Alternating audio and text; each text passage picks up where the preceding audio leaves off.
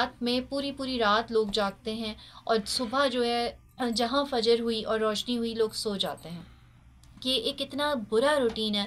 मतलब हमारे यहाँ दीन में भी जो है ना हमें हर चीज़ बता दी गई है। अल्लाह ताला ने तमाम टाइमिंग्स जो हैं वो हमें बता दिए हैं, मुख्तस कर दिए हैं कि रात सोने के लिए है, सुबह काम के लिए है, हर चीज़ बहुत वाज़ेह तौर पे हमें बता दी गई है। लेकिन हमारे रूटीन्स बिल्कुल भी सही नहीं है और टोटली आउट रूटीन्स हुए हैं हमारे। उसके अलावा हमारी जो डाइट है वो बहुत इस तरह की हो गई है।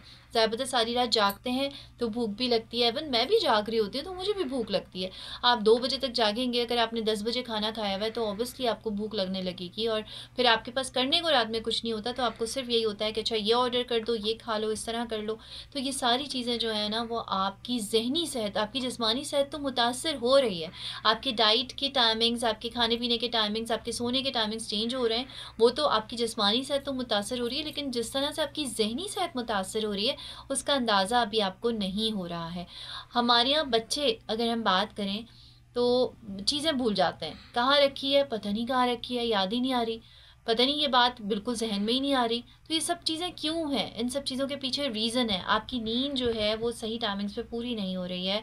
आप जो क्वालिटी टाइम है एक नींद का वो आप नहीं ले रहे हैं, तो आपके अंदर भूलने की आदत, ये सारी चीज़ें इतनी ज़्यादा बढ़ती जा रही हैं और फिर जो आहिस्ता आहिस्ता आहिस्ता आहिस्ता ग्रेजुअली डिप्रेशन की तरफ जा रही होती हैं।